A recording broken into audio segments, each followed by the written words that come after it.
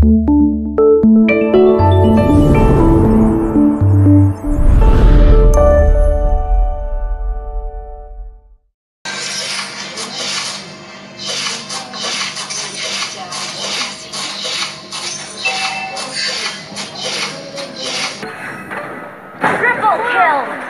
turret has been destroyed. Maniac! Savage! Assalamualaikum. Salam Ustaz. Lagi ngapain itu? Enggak Ustaz, nih iseng main HP aja. Masya. Habis ngapain tadi? Ini Ustaz, buka handphone Pak. Serius banget buka handphone maksudnya? Ini tadi ya ini nunggu Ustaz tadi main game sedikit ah. Masya Allah. Padahal ada sesuatu yang lebih bermanfaat itu kalau kemudian kita manfaatkan waktu kita untuk sesuatu yang lain.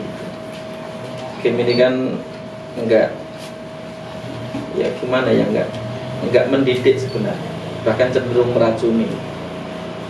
Tapi kan sebentar aja tadi tuh ngisi, ini maksudnya sambil nunggu ngisi waktu luang gitu loh tadi. Justru itu yang kemudian harusnya diluruskan itu. Kadang-kadang seringkali kita memanfaatkan waktu luang kita itu untuk sesuatu yang sia-sia. Padahal harusnya seorang mukmin itu kan melakukan sesuatu yang bermanfaat, bukan yang sia-sia. Sebagaimana perintah Nabi sallallahu alaihi wasallam, min husni islamil mar'i tarkuhu ma la ya'ni, bahwa di antara tanda baiknya keislaman seseorang itu adalah ketika dia meninggalkan apa yang tidak ada manfaat bagi diri. Itu yang harusnya dijadikan sebagai motivasi kita di dalam beramal. Selalu takarannya itu adalah manfaat. Ini manfaatnya apa nih bagi saya? Kalau nggak ada manfaatnya nggak perlu diseriusi. Apalagi kadang-kadang main game kan seriusnya Masya Allah sampai push rank. Dan itu bagian dari yang kemudian seringkali sampai bela-belain beli kuota kan. Itu kan effort yang tidak sedikit itu loh, dari tenaga, pikiran, konsentrasi, sampai dana yang nggak sedikit kan. Apalagi untuk HP yang bisa kompatibel untuk game tertentu kan harus yang speknya juga lebih bagus kan, otomatis harganya juga lebih mahal kan. Padahal seandainya kalau itu kita gunakan untuk infak misalnya, atau untuk yang lain yang lebih bermanfaat, kan akan lebih mendatangkan pahala, bukan hanya sekedar senang saja. Kadang-kadang kita ini terbawa oleh orang-orang kafir tadi itu, yang kemudian mereka hanya mengukur sesuatu itu berdasarkan kepuasan, berdasarkan kebahagiaan pribadi. Sedangkan seorang muslim itu bukan hanya itu yang kemudian dijadikan sebagai tolak ukur. Bagaimana yang membahagiakan itu juga mendatangkan ridho Allah Subhanahu wa ta'ala. Itu racun itu, kalau udah kecanduan susah. Tapi kalau misalkan sedikit-sedikit gitu Ustaz, misalkan lagi bosen apa gimana gitu kan, kadang-kadang kan ya misalkan amalan hariannya sudah ngisi sedikit, itu tetap nggak boleh ya Tat ya? Begini cara berpikirnya, hati kita itu memiliki kecenderungan sesuai dengan kebiasaan kita. Kalau kebiasaannya terhadap sesuatu yang haram, ya nanti hati akan merasa nyaman, merasa welcome, merasa apa, enaknya itu kalau kemudian dia dengan yang haram tadi. Kalau kemudian hati itu sudah dibiasakan dengan yang sia-sia tadi, entah seperti main game atau dengan hobi-hobi tertentu yang lainnya, walaupun hukum asalnya sebenarnya tidak haram ya. Yang haram itu kan kalau sampai kemudian dia melalaikan itu sampai haram. Cuma yang jadi masalah, semua yang bentuk game yang ada itu efeknya akhirnya kecanduan. Kecanduan itu salah satu di antara langkah awal untuk lalai itu kecanduan tadi. Dan ini yang kemudian harus dihati-hati gitu. Yang akhirnya kemudian mengantarkan dia pada kesia-siaan. Akhirnya dia merasa nikmatnya juga dengan itu gitu. Berbeda kalau dari awal kita melatih hati kita itu nikmat dengan ibadah, nikmat dengan sesuatu yang mendatangkan manfaat dan ridha Allah Subhanahu wa ta'ala. Sebagaimana dulu para sahabat, mereka merasa nikmat ketika bersama Nabi. Mereka merasa nikmat ketika mereka di dalam sholat mereka. Mereka merasa nikmat ketika mereka ingat kepada Allah. Kenapa? Karena mereka biasakan hati mereka dengan itu, sehingga kemudian kenyamanannya itu di situ gitu, bukan pada sesuatu yang lain. Artinya kalau kemudian kita merasa nyaman dengan sesuatu yang lain, itu jangan-jangan kita sendiri yang sudah membiasakan hati kita untuk senang dengan itu. Nah itu yang perlu diperbaiki lagi.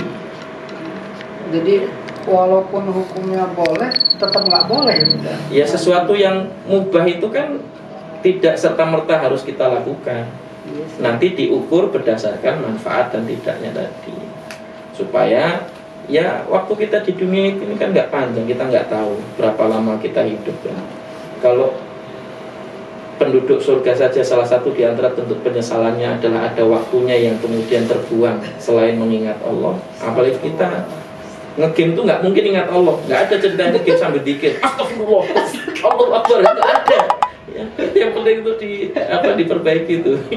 Akhirnya jadi lupa zikir, lupa ibadah. Padahal waktu yang ada itu bisa kita gunakan untuk zikir, untuk banyak istighfar. Ya. Itu akan lebih baik. Kalau sudah sampai taraf kecanduan itu berarti sudah masuk ke hukumnya haram berarti itu ya. Iya. Untuk kalau Islam sendiri memandangnya untuk berhenti dari kecanduan itu kayak mana itu? Misalkan saya udah kecanduan kan, secara langsung kan saya nggak sengaja ketahuan nih main game nih, misalkan cara berhentinya gimana gitu loh, pelan-pelannya gitu. Ada beberapa hal yang mungkin perlu dilakukan. Yang pertama, bersungguh-sungguh ingin meninggalkan sesuatu itu. Kalau mau ditinggalkan harus dicari padanannya. Maksudnya dicari padanannya itu harus dicari penggantinya.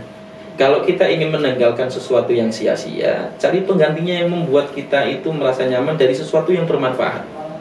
Daripada nge-game misalnya bikin artikel misalnya, atau sesuai kita hobinya apa yang kemudian secara syar'i itu tidak melanggar tapi memberikan manfaat, kayak misalnya membaca atau mungkin menulis artikel atau hal-hal yang lain yang secara syar'i itu asalnya tidak dilarang dan itu tidak melalaikan.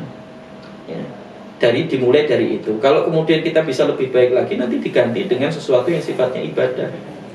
Ya, yang kemudian kita memaksakan hati kita untuk membiasakan itu, nanti akan ada saatnya di mana kita merasa nikmat dengan ibadah yang kita lakukan tadi. Yang kedua, juga yang penting untuk tidak ditinggalkan adalah berdoa kepada Allah agar kemudian hati kita itu dicenderungkan pada sesuatu yang bermanfaat, dicenderungkan pada sesuatu yang mendatangkan ridha Allah Subhanahu wa ta'ala. Banyak doa yang diajarkan Nabi ya. Bagian dari yang kemudian harusnya kita selalu ucapkan seperti misalnya doa Allahumma la tuzigh qulubana ba'da idh hadaitana wa hab lana min ladunka rahmah dan seterusnya. Itu doa-doa yang supaya hati kita itu tidak menyimpang pada sesuatu yang lain selain Allah Subhanahu wa ta'ala. Itu yang penting untuk kita doakan selalu. Karena memang tidak ada yang bisa merubah hati kita kecuali pemilik hati, Allah Subhanahu wa ta'ala. Jadi kadang-kadang gini loh, kan kita udah ada niatin berhenti nih, tahu-tahu dihubungin kawan, yuk mabar main bareng gitu. Itu gimana itu? Kadang-kadang dari situnya, wah nggak enak amat gitu kan kesannya.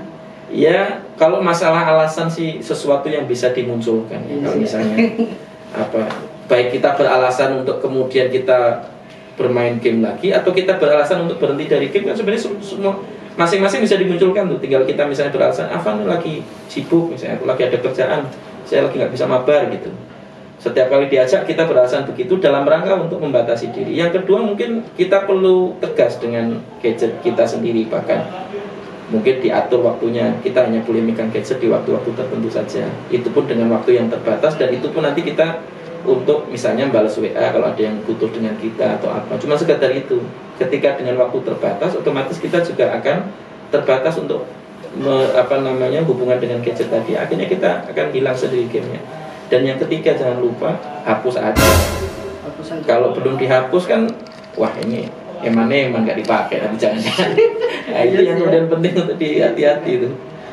Yang ada dibakar, dibuang. Jangan dibakar tapi ditempelin di mulut ya. Itu juga sama kasusnya. Gamenya hapus aja aplikasinya. Nanti soal dengan sendiri kalau kita teringat mau main game ternyata aplikasinya nggak ada, harus nginstal dulu kan. Akhirnya kita yang kemudian berarti sudah diingatkan. Itu yang kemudian selalu harus kita perhatikan. Berarti banyak mudaratnya tuh. Seandainya misalkan ya kan, saya kan diajak kawan, saya nolak udah berhenti. Tapi dulu tuh pernah ada kawan yang saya ajak, awalnya dia nggak suka game. Saya ajak misalkan, terus dia main game, Jadi saya udah kecanduan berhenti, juga. dia kecanduan juga. Apakah saya dapat jariahnya bagaimana itu? Kira-kira tuh? Ya selama kita bertaubat, kemudian kita juga mengingatkan orang itu untuk tidak kecanduan, mudah-mudahan kita terhindar dari dosa jariahnya tadi.